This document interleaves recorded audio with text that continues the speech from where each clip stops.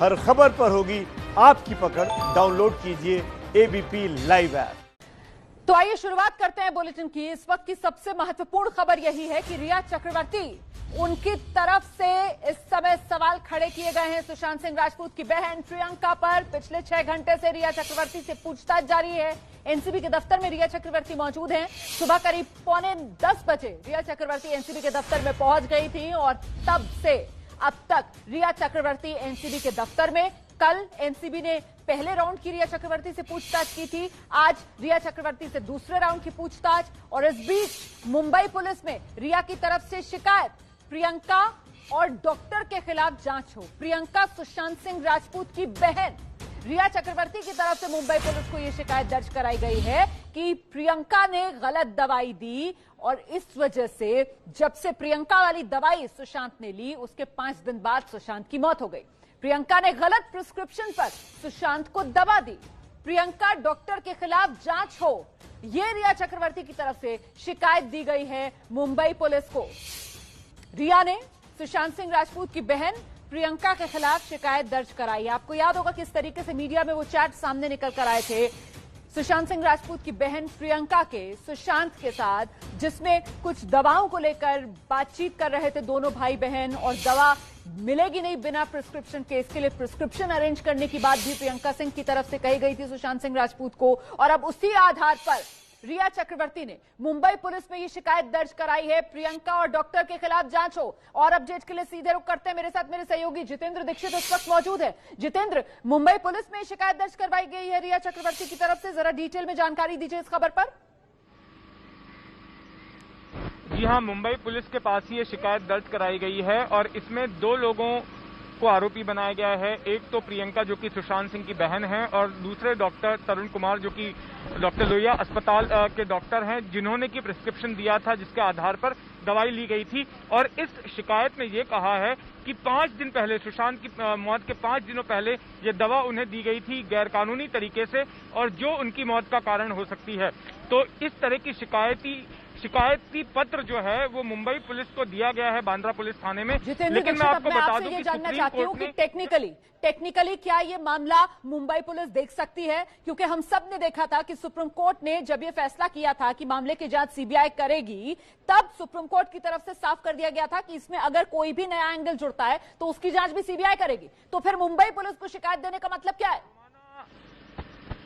रोमाना, बिल्कुल सही कह रही हैं आप। और मुंबई पुलिस को भले ही शिकायत दे दी गई हो, लेकिन मुंबई पुलिस टेक्निकली इस मामले में एफआईआर दर्ज नहीं कर सकती है, क्योंकि सुप्रीम कोर्ट ने अपने आदेश में यह स्पष्ट कर दिया था कि सुशांत की मौत से जुड़ी हुई कोई भी जांच जो है वो सीबीआई ही करेगी। सीबीआई को एम्पावर कर दिया था। यहां तक कि जो दिशा सलियन वाला मामला है उसकी भी जांच एक पैरेलल टीम जो है सीबीआई की कर रही है, जो तमाम कॉन्स्पिरेसी तो इसका मतलब ये निकाला जाए कि रिया चक्रवर्ती जानते बूझते जब मुंबई पुलिस में शिकायत दर्ज कराती हैं तो फिर तो इसको ये कहा जाएगा कि ये महज सिर्फ और सिर्फ प्रोपेगेंडा के लिए, परसेप्शन क्रिएट करने के लिए रिया चक्रवर्ती की तरफ से ये सब किया जा रहा है। ये शिकायत जो है सीबीआई के पास देनी चाहिए थी।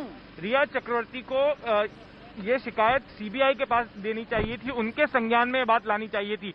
लेकिन जो हमारी जानकारी है उसके मुताबिक शायद सीबीआई इस एंगल से भी जांच कर रही है। ये जो चैट्स सामने आई थी तो ये पहले से ही सीबीआई के परव्यू में ये तमाम तथ्य हैं।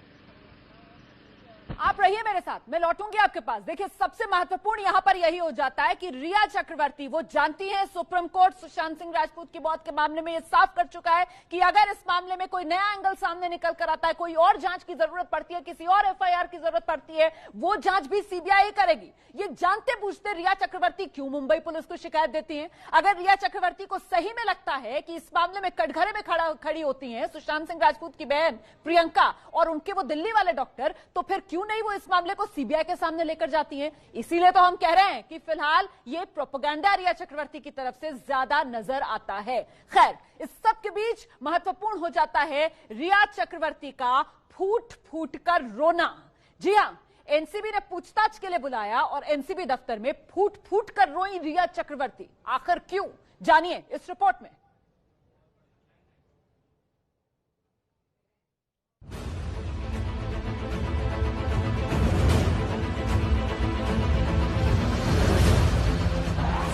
एक बार फिर रिया का एनसीबी के सवालों से सामना हो रहा है।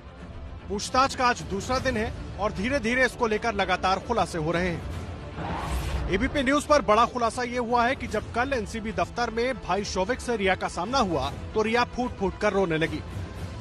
सिर्फ रिया ही नहीं, रिया का भाई शौविक भी रो पड़ा। रिया के रोने की वजह से कल ज्यादा पूछताछ भी नहीं हुई। बड़ी बात यह है कि अभी तक की पूछताछ में रिया ड्रग्स कनेक्शन में खुद को पाक साफ बताने में जुटी हुई है। रिया ने सफाई दी है कि उसने कभी ड्रग्स या बड्स का इस्तेमाल नहीं किया। दीपेश ने जब भी फोन किया सुशांत के लिए किया। सुशांत को बड्स की जरूरत होती थी। ड्रग्स सुशांत और उसके दोस्तों के लिए आता था। शौविक के जरिए बासित 5 बार घर मिला था। शौविक से मिलने बासित घर आया करता था। सैमुअल ने जो भी ड्रग्स लाए वो सुशांत के लिए थे। जब ये सवाल पूछा जाता है कि क्या रिया खुद ड्रग्स लेती थी तो रिया गोलमोल जवाब देती है। हाँ, रिया ये जरूर बता रही है कि वो सुशांत के लिए ड्रग्स मंगवाती थी। रिया ने यह भी कहा कि सिर्फ सुशांत के लिए ही नहीं, सुशांत के दोस्तों के लिए भी ड्रग्स लाया जाता था। रिया से पूछताछ अभी जारी है। आज दूसरे आरोपियों के साथ आमने सामने रिया से पूछताछ हो रही है।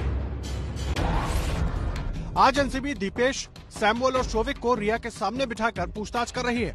आमने सामने की पूछताछ में जवाब देना रिया के लिए मुश्किल हो रहा है। अगर रिया के जवाब से एनसीबी संतुष्ट नहीं होती है तो आज रिया की गिरफ्तारी भी हो सकती है।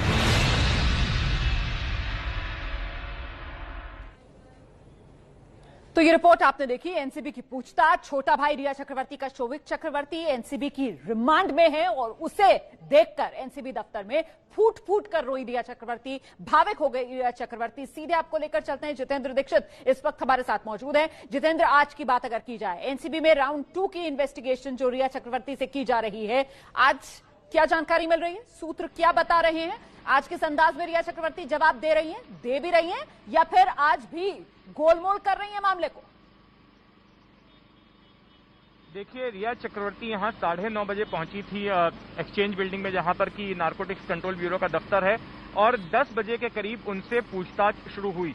पहले हाफ में, लंच के पहले तक जो है अकेले रिया चक्रवर्ती का बयान लिया गया और उसके बाद में जो जानकारी मिल रही है, उनके भाई शौविक के साथ बिठाकर उनसे पूछताछ हो रही है, उनका इंट्रोगेशन हो रहा है। और कई मामलों में जो है रिया चक्रवर्ती फंसती नजर आ रही हैं।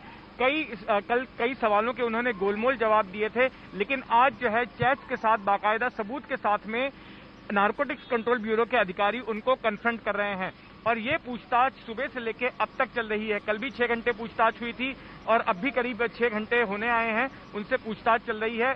आज की पूछताछ के आधार पर ही ये तय होगा कि क्या रिया चक्रवर्ती को गिरफ्तार करके उन्हें और इसकी कितनी संभावना लग रही है? और इसकी कितनी संभावना लग रही है जितेंद्र दीक्षित की आज ही गिरफ्तार कर लिया जाए रिया चक्रवर्ती को? देखिए, इस बारे में अभी भी हमने नारकोटिक्स कंट्रोल ब्यूरो के अधिकारियों से बात की तो उनका कहना है कि अभी हम कुछ साफ नहीं कह सकते। हमारी पूछताछ अभी और आगे बढ़ेगी तो उसके बाद ही हम बता पाएंगे कि रिया को आज गिरफ्तार करेंगे या फिर से पूछताछ के लिए बुलाएंगे और उसके बाद गिरफ्तारी होगी। मुझे लगता है कि अगले 1 घंटे में और रुक जाना चाहिए। 1 घंटे में तस्वीर साफ हो जाएगी। आप नजर बनाए रखिए, मैं आगे आपसे अपडेट लूंगी। 1 घंटा पहले कहा जा रहा था दोपहर 3 बजे तक, लेकिन अब देखिए शाम के 4 बज चुके हैं। सुबह 10 बजे से रिया चक्रवर्ती से पूछताछ कर रही है एनसीबी की टीम और अभी 1 घंटे के अंदर अंदर तस्वीर साफ हो जाएगी कि क्या आज रिया चक्रवर्ती की गिरफ्तारी होगी या फिर रिया चक्रवर्ती को एक बार फिर से कल पूछताछ के लिए बुलाया जाएगा।